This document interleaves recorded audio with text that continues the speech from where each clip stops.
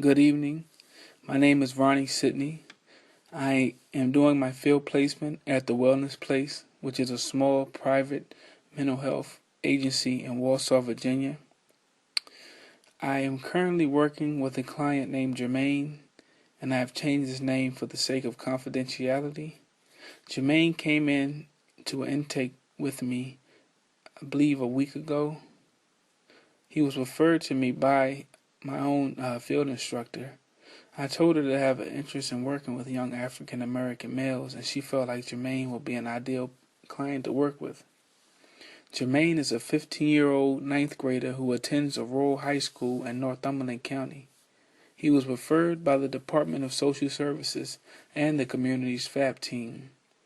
On January 3rd, Jermaine and his mother appeared in front of a judge due to a TENS petition, or Child in Need of Services petition.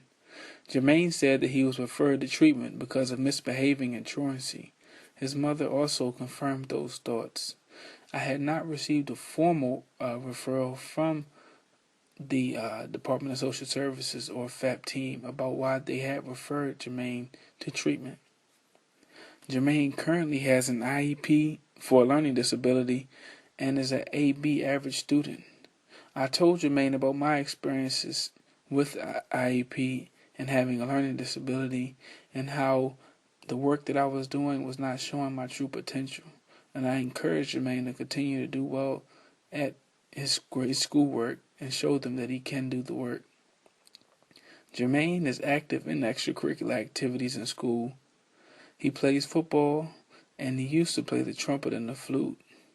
It appeared to me that Jermaine had a lot of strengths, including his outgoing nature.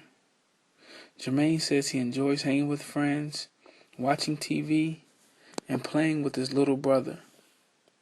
Jermaine's little brother is 12 years old, but is currently facing criminal charges after threatening to shoot a child and bringing a pellet gun to school. His brother was referred to alternative school and ended up being expelled from alternative school. Both Jermaine and his brother received in-home services last year. The services were currently discontinued. Jermaine's mother had concerns about him and his brother roughhousing around the home and not listening to her directions.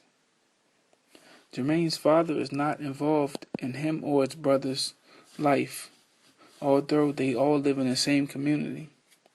His mother currently works at McDonald's, which is 30 minutes away. His mother does not drive, nor does she have a vehicle. Jermaine reported that he has a total of 11 siblings, 7 of which are on his father's side. Jermaine currently lives with just his mother and his 12-year-old brother. He has 2 older siblings that do not live in the home.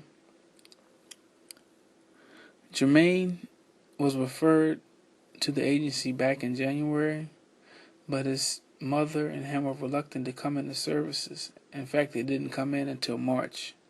They had scheduled an appointment one week, did not come, or a no-show, and had to reschedule again. The appointments were collaborated between us, social services, and the mom, but somehow the communications did not receive either party.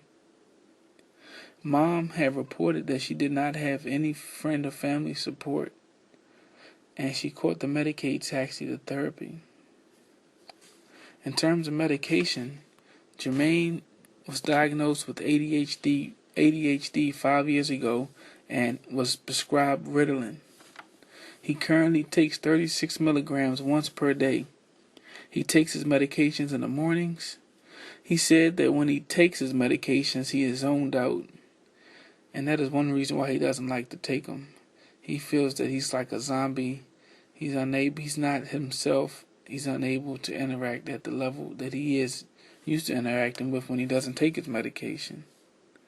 And I asked Jermaine what happens when he doesn't take his medication, and he said he goes crazy.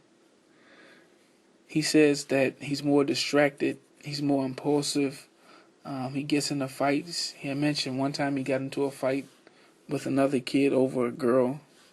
He mentioned that he gets a lot of referrals, ends up getting suspended from school, which only increases his truancy. He said also that He has begun taking his medication daily since he received his chance petition and had to go to court. His criminal record is clean, and I felt like him getting the child in need of services petition has motivated him to comply with his medication and take his medication regularly. I asked Jermaine, has anything changed since he's been on this medication? And he says that his grades have improved and also his behavior. He hasn't been suspended since. His mother says, and I asked Jermaine also about any history of health, mental illness, and his mother and him said no.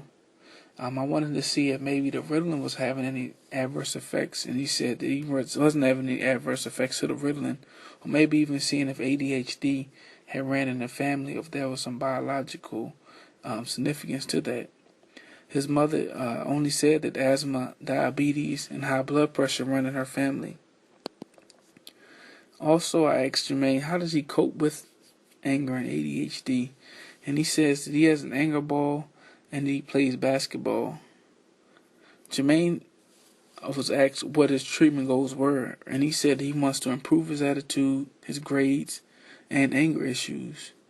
He says that he needs a therapist that is tough on him. My treatment goals for Jermaine included individual and group therapy. I have an adolescent group currently running that has 3 participants, and I mentioned to Jermaine that it may be a good idea if he could join.